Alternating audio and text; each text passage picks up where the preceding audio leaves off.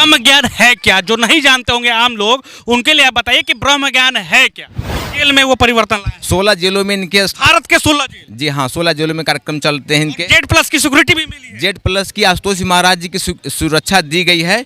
जी हाँ, एक सरकार भी मानती है कि वो वापस आएंगे, समाधि से फिर वापस आएंगे। बिल्कुल, कोर्ट ने भी सम्मान को देखते हुए महाराज जी के समाधि को बने रहने का आदेश दिया है। और ज्ञान खोज रही थी, यहाँ आके मिल गया। यहाँ आके मिल गया।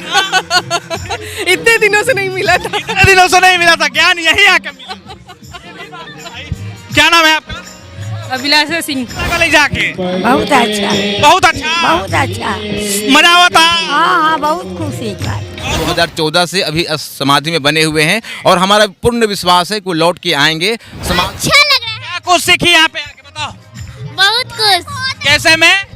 नंदन पांडे हैं ये, अभी स्वामी जी को अंतिम विदाई भी कर रहे थे। क्या लगता है कितना परिवर्तन है? ताकत जो है वहाँ की चंडीगढ़ कोर्ट भी मानती है कि समाधि से वापस आएंगे, जेड+ की सिक्योरिटी दी गई है। दूसरी तरफ भारत के 16 जेलों में जिस तरीके से परिवर्तन ला दिया जिन्होंने, वो हरी कथा हम आपके सामने इस माध्यम से। तिहाड़ जेल में जिसने परिवर्तन ला दिया। नेताजी, सवाल ये है कि कई सारे लोग कहेंगे कि आसाराम बाबू भी बहुत कुछ बोलते थे। कई सारे जो हैं जो जेल की हवा खा रहे हैं, राम रहीम हो चाहे कई सारे हो, तो इन पे क्यों भरोसा करें? लोग पूछेंगे ना, तो इसलिए हम आपसे पूछ ले रहे हैं। बज रही हैं क्योंकि ये हरी कथा ना कि काल्पनिक है, ये वास्तविक है। कि कई सारे लोग यहाँ पे आए हैं, सुन लिए, लेकिन कई सारे लोगों के बीच में कई सारे द्वेष होंगे, कई सारा माइंड में जो है वो चल रहा होगा कि यहाँ पे मेरा पैसा फंस गया, यहाँ पे मेरा चोरी हो गया, यहाँ पे मेरा डकैती हो गया, यहाँ पे मेरा बिजनेस लॉस जा रहा है। उन लोग कैसे परिवर्तन कर पाइएगा? इस 4 दिनों में उन लोग को कैसे परिवर्तन कर दीजिएगा? तिहाड़ से चल के अभी हम आरा में हैं। जी हाँ, सुन रहे हैं आप सही। तिहाड़ जेल में जिसने परिवर्तन ला दिया, एशिया का नंबर 1 जेल, सबसे बड़ा जेल एशिया का, जहां पे चोर डाकुओं को जिस तरीके से हरी कथा सुनाई गई, उसके बाद वो चोर डाकू संत महात्मा बन गए। हरी कथा या तस्वीर देखिए, जो कि देश और विदेश में इस तरीके से इनकी हरी कथा का गुणगान गाया जाता है कि यहाँ पे आरा में भी कई सारे लोग जो हैं यहाँ पे आके इनकी हरी कथा को सुन रहे हैं। देश के 16 जेलों में इनकी हरी कथा होती है। आशुतोष महाराज जी जो कि समाधि ले चुके हैं, उनके ये शिष्य हैं और ये यहाँ पे बिहार के आरा में आए हुए हैं। बिहार के आरा का गर्व इसलिए कहा जाएगा बिहार के आरा वासियों का, क्योंकि ये हरी कथा 16 जेलों में कैदियों को परिवर्तन कर दिया। देश विदेश में वो जाके हरी कथा सुनाते आ रहे हैं। और साथ ही साथ हम आपको बता दें कि यहाँ पे जो तालियां बज रही हैं, इसलिए ये तालियां बज रही हैं क्योंकि ये हरी कथा ना कि काल्पनिक है, ये वास्तविक है। ये आपके वास्तविक जीवन को परिवर्तन करता है, ये आपके दिव्य ज्योति को जगाता है, ये आपके आत्मविश्वास को बढ़ाता है। कई सारे लोग कहेंगे कि हरी कथा हो रहा है, कई सारे कुछ हो रहे होंगे, बोले जाएंगे और कई सारे पैसा ठगी की जाएंगी, लेकिन यहाँ पे वैसा नहीं है। यहाँ पे ये आत्मविश्वास को आपके बढ़ा रहे हैं। आशुतोष महाराज जी समाधि ले चुके हैं। समाधि लेने के 2013 के बाद उनको जेड+ की सिक्योरिटी मिली है और चंडीगढ़ कोर्ट ने भी माना है कि वो समाधि से फिर वापस आएंगे और फिर इन लोगों के पास आके इन लोगों को फिर से ज्ञान बांटेंगे। तो ये ताकत है आशुतोष महाराज जी की, जो कि समाधि ले चुके हैं और वो 2013 के बाद समाधि में है। और उनका ये ताकत जो है वहाँ की चंडीगढ़ कोर्ट भी मानती है कि समाधि से वापस आएंगे, जेड+ की सिक्योरिटी दी गई है। दूसरी तरफ भारत के 16 जेलों में जिस तरीके से परिवर्तन ला दिया जिन्होंने, वो हरी कथा हम आपके सामने इस माध्यम से लेके आ रहे हैं। चलिए, यहाँ पे कुछ लोग हैं, उनसे भी बात करते हैं। आशुतोष महाराज जी के शिष्य हैं ये लोग कहाँ पूरा देश विदेश आप लोग घूमते हैं। आरा का सौभाग्य है कि आप लोग यहाँ पे आए। जी हाँ, दिव्य ज्योति जागृति संस्थान एक आध्यात्मिक सामाजिक संस्था है और इनके संस्थापक सर्वश्री आशुतोष जी महाराज जी हैं।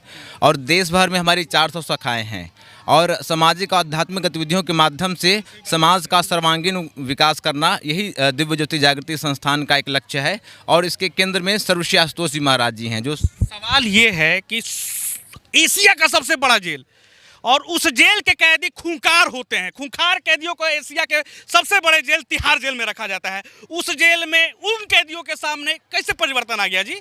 हाँ बिल्कुल, कैदियों में जो परिवर्तन का कारण है, महाराज जी के पास एक ऐसा आध्यात्मिक विज्ञान है, ब्रह्म ज्ञान का, जिसके द्वारा व्यक्ति का आंतरिक रूपांतरण होता है। महाराज जी केवल कथा कहानियाँ नहीं सुनाते, कथा कहानियों के साथ साथ ब्रह्म ज्ञान की दीक्षा का प्रावधान है और इसके द्वारा व्यक्ति का आंतरिक रूपांतरण होता है। व्यक्ति अपने भीतर में ईश्वर की अनुभूति को प्राप्त करता है, उस अनुभूति से व्यक्ति जान पाता है। जेल में वो परिवर्तन लाए। 16 जेलों में इनके, भारत के 16 जेल। जी हाँ, 16 जेलों में कार्यक्रम चलते हैं इनके। Z+ की सिक्योरिटी भी मिली है। Z+ की आशुतोष जी महाराज जी की सुरक्षा दी गई है।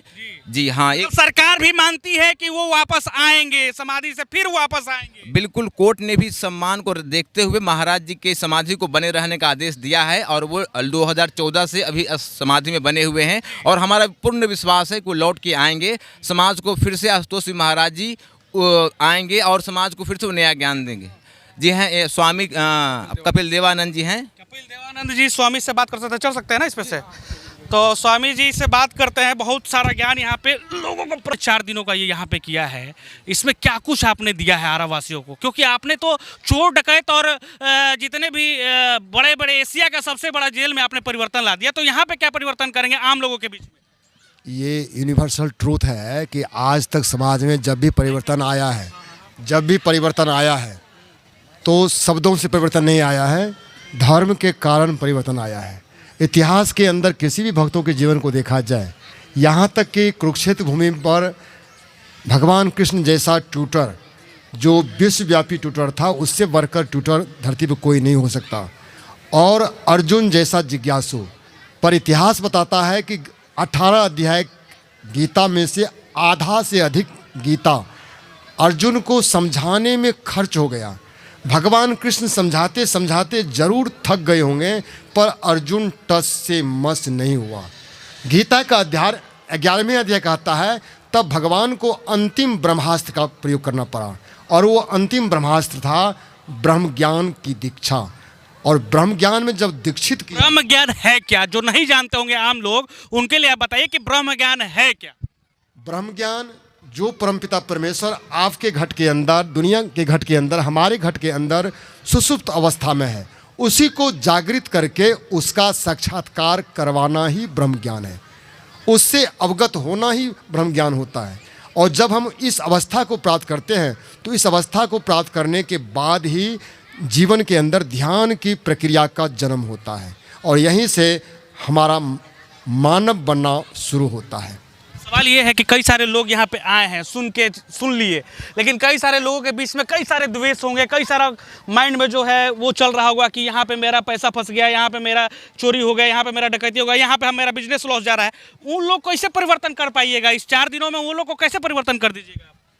मैंने पहले ही कहा कि आज तक किसी भी समाज के अंदर, व्यक्ति के अंदर, राष्ट्र के अंदर, विश्व के अंदर जब परिवर्तन आया तो शब्दों से परिवर्तन नहीं आया है, आत्मविश्वास से आया। आत्मविश्वास बहुत दूर की बात है। सबसे पहले आपको ब्रह्म ज्ञान समझना पड़ेगा।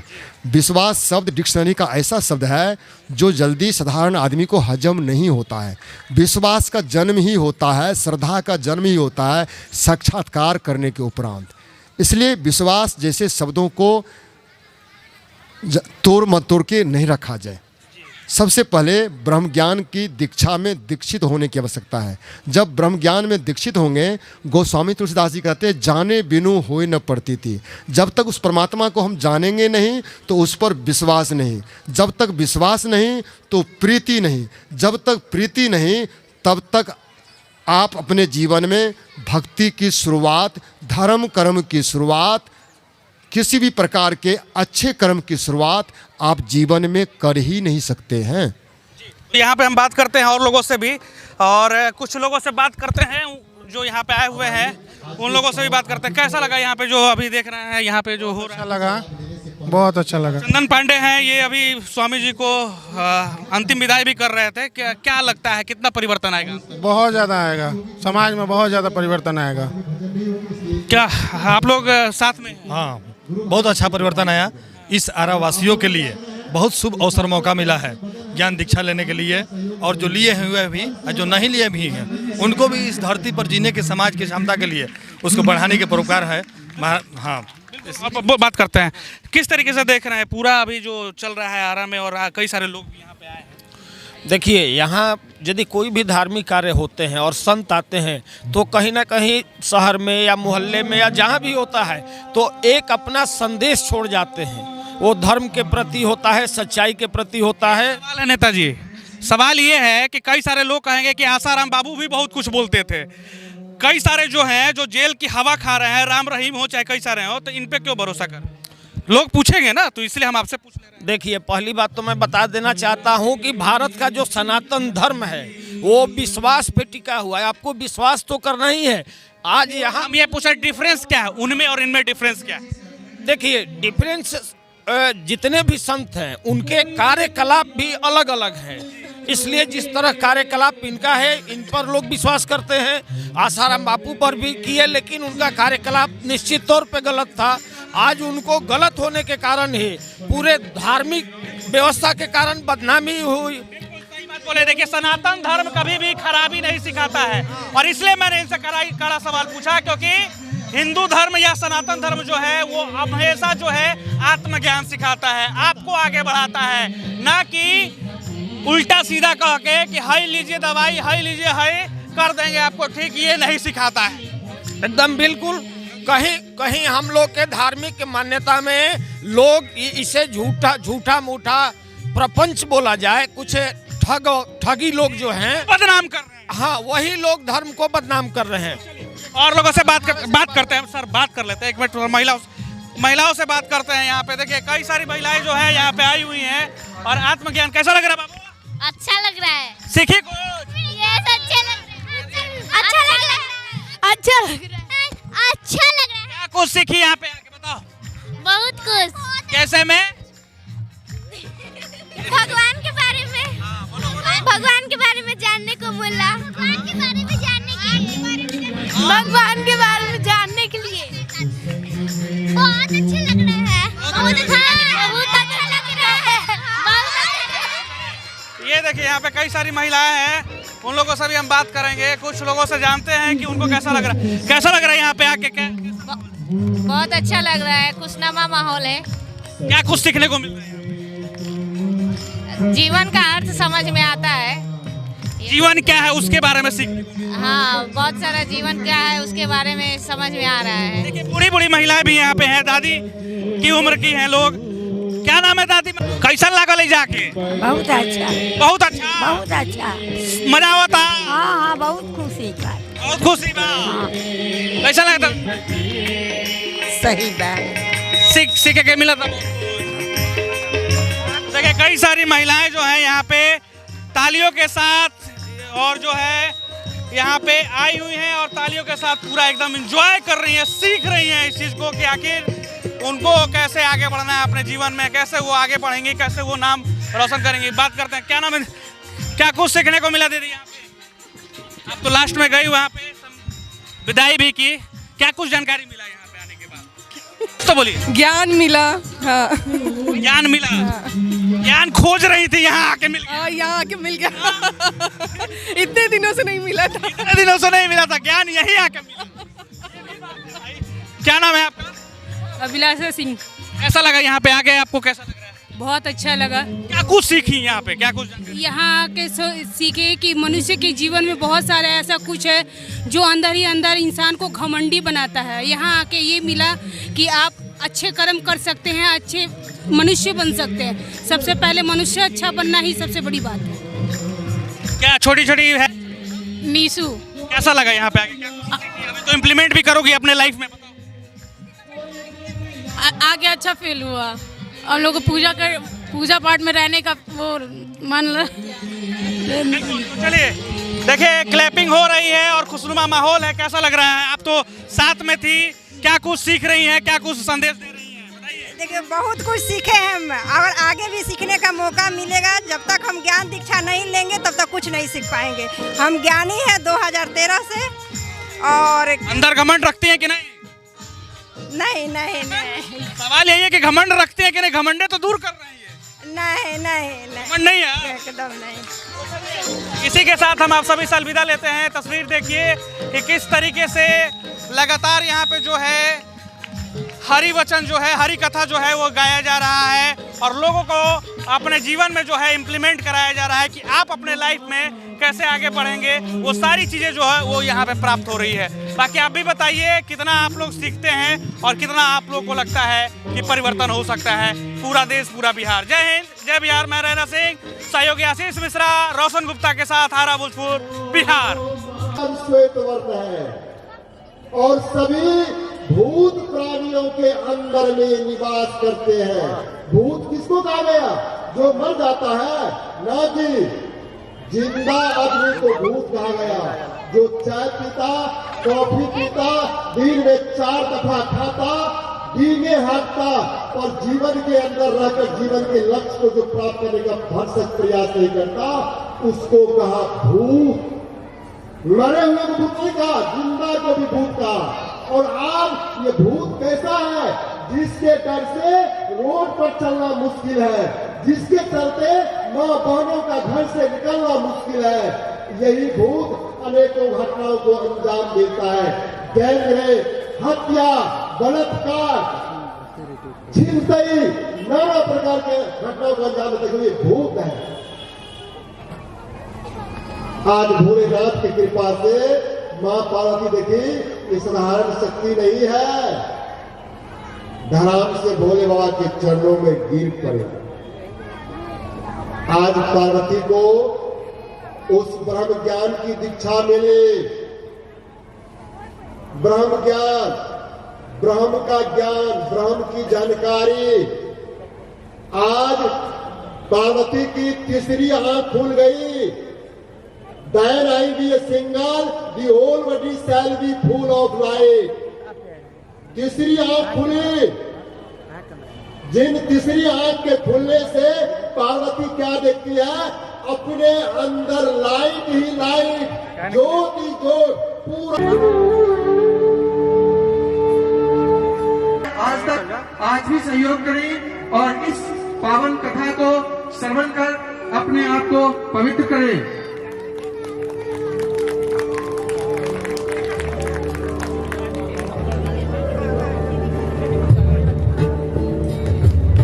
और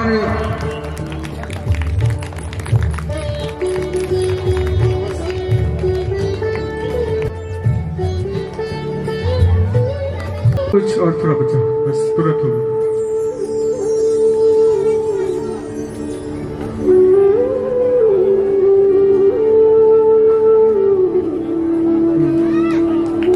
और श्री राम बच्चन सिंह जी हैं, वो स्वामी जी को करेंगे और सभी मंच पे उपस्थित जो साधु समाज हैं, जो गायक वादक और पैड वादक है, उनसे करेंगे और गायक वादक को विदाई करेंगे सभी लोग को।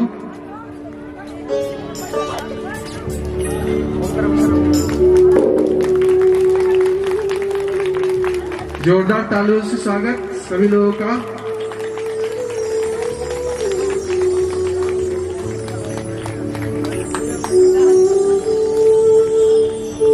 गोपाल जी जो मधुर संगीत से आप लोग को ओतप्रोत किए हैं, उनके लिए जोरदार तालियों।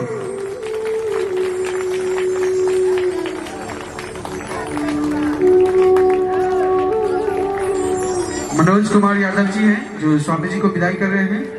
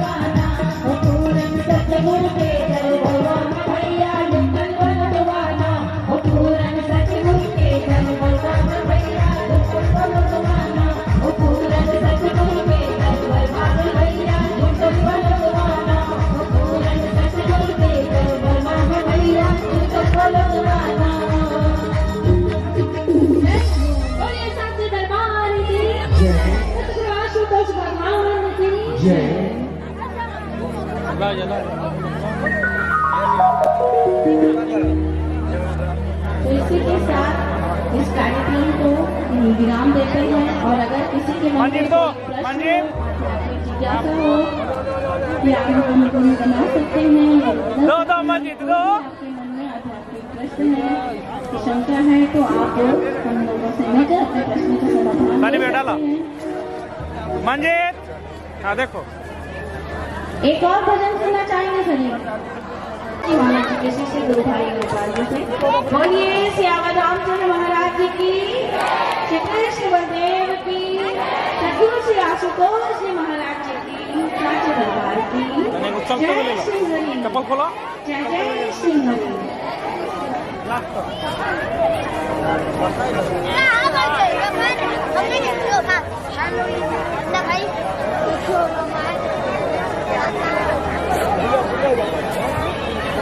पंक्तिबद्ध पहुंचे जिनकी भी परोसने की सेवा है, भोजन परोसने की सेवा है, पंक्तिबद्ध होकर पहुंचे।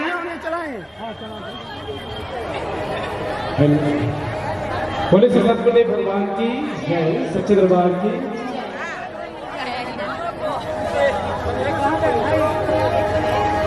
झूठी दुनिया को मन से हटा ले,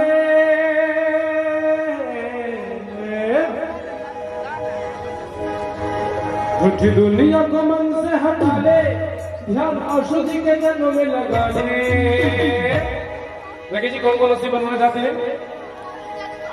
नसीबा तेरा, नसीबा तेरा, नसीबा तेरा जाग जाएगा, नसीबा तेरा जाग जाएगा, नसीबा तेरा जाग जाएगा, नसीबा तेरा जाग जाएगा। दुनिया को मन से हटा ले, दुनिया को मन से हटा ले, ध्यान औषधि के जन्म में लगा ले। नसीबा तेरा, नसीबा तेरा, नसीबा तेरा जाग जाएगा, नसीबा तेरा जाग जाएगा, नसीबा तेरा जाग जाएगा, नसीबा तेरा जाग जाएगा। अच्छा है दरबार चलन अनोखा है, मिले यहाँ धोखा है धोखा, मिले यहाँ धोखा है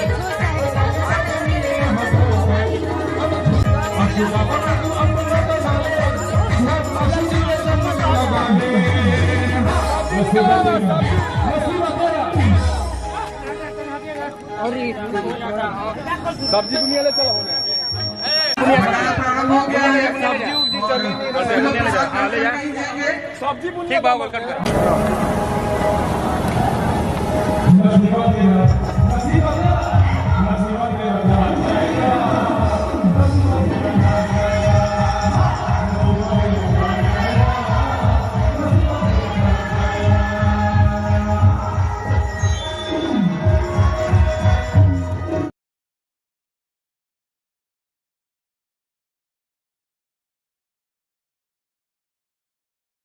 आपका अपना आशा एक भारत को सब्सक्राइब करिए भैया, और साथ ही साथ बेल बटन दबाना ना भूलें, क्योंकि बेल बटन दबाइएगा तभी तो खबर फटाफट पाइएगा।